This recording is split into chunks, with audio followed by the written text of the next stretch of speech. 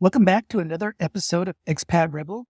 Today I'm going to share with you, will flying become only for the rich? U.S. flight attendants may strike.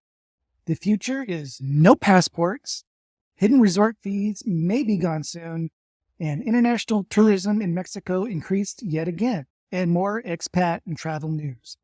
I created this podcast because I believe that being an expat is just not for everyone, and that a lot of the expat advice out there is unrealistic. So I'm delivering news, motivation, and advice that will make you an excellent expat and enjoy a better life. And because I know you're busy, I won't take up too much of your time. Are you wanting to become an expat soon? Then go grab our Expat Rebel Guide to becoming an expat in 30 days. That's what I did. Over at expatrebel.com/30. And if you love what we're doing, please support us over at expatrebel.com/join. We're a community and would love for you to join us. All the articles I mentioned are in the show notes, and let's start today's episode. We just had an eclipse here in Yucatan, Mexico, where I live. I'm a resident here in Mexico, and it was really cool, but at the same time spooky. We were not directly underneath, but we had enough where we could see it. And I included in the last newsletter a picture of the shadows from my palm trees on the ground. That was really pretty cool looking. So go check that out in the show notes. All right, let's get to travel news. Airfares are affordable, relatively speaking, but is that coming to an end? Flying may get so expensive that only the rich will fly, and many people will rely on ground transportation more. It's an interesting article. Check out the link to read the whole thing about how they're seeing that kind of starting to trend that way. We'll see what happens, but we could be using more ground transportation in the future. Window seat passengers will now get priority boarding on United Airlines. It's basically a faster procedure. They've tested this, and it saves them 2 minutes off of boarding by having people do window, middle, and then aisle seating in that order. Groups are allowed to seat at the same time, and of course, first class and business class and people that need extra attention, early boarding and whatnot, that doesn't change. But it's just interesting how it's now being done that way on United. A Royal Caribbean cruise ship evacuates some Americans from Israel during that whole conflict. Princess Cruises says it eliminated last-minute discounts.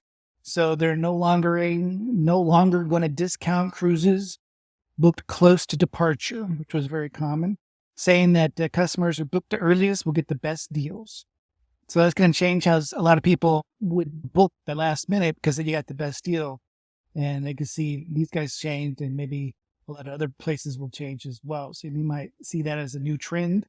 Flight attendants are ready to strike if labor contract negotiations stall.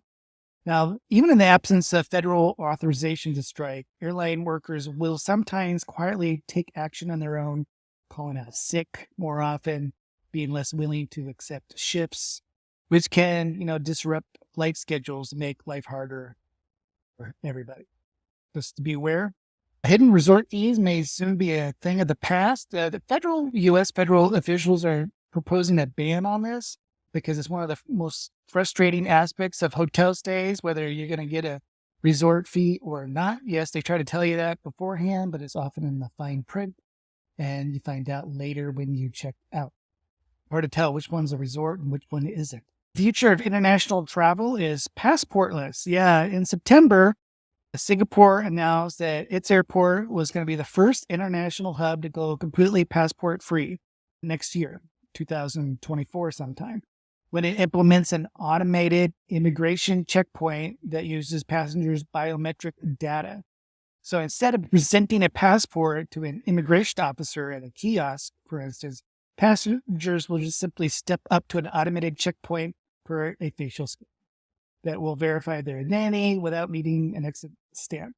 All travelers will be able to use this technology, including visitors. 75% of passengers want to use biometric data instead of passports and boarding passes. I don't know where they got that figure, but that's what they said. Delta dialed back on some of the changes to their loyalty program and lounge access. The last few episodes, we talked about all the changes Delta's gone through. They got some kickback from that. A lot of people were upset, basically. And so they made some changes that smoothed it out. A lot of the changes are still going to happen. It's complicated even still. So you want to definitely read that article. Check the show notes for the link to that. Now let's move on to expat news. The crime hotspots of this year, 2023, 7 countries that consistently ranked highest in global crime rates are, there's a great article about all of this, but the summary basically is Venezuela, not really expat friendly anyways, South Africa, Honduras, Trinidad and Tobago, El Salvador, Guyana, and Jamaica are just known for their high crime rates and not really expat friendly. They weren't really in the first place, but it's just interesting how those are the crime hotspots of this year. Let's move on to Mexican expat news. Mexico, of course, is the number one place that a lot of expats go to. Delta is going to fly to the new Tulum airport in Quintana Roo, Mexico. Got a couple of articles about that.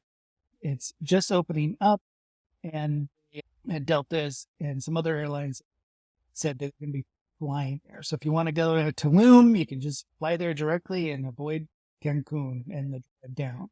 Why are Motorola and Samsung blocking certain types of cell phones in Mexico? Yes.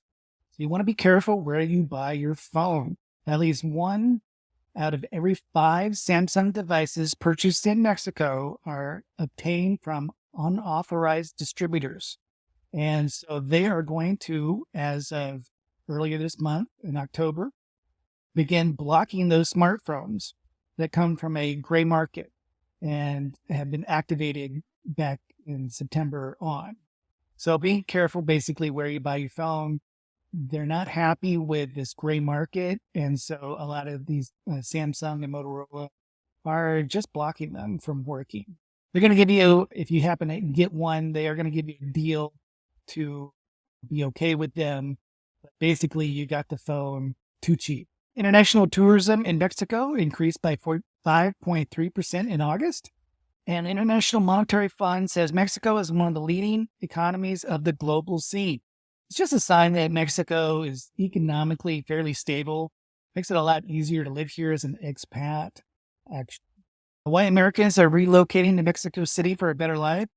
Wow, there's a growing number of what they call digital nomads. Usually they're younger, that are really drawing attention to a larger housing issue in Mexico City because the prevalence of short-term rentals, it's decreasing. It's not growing fast enough.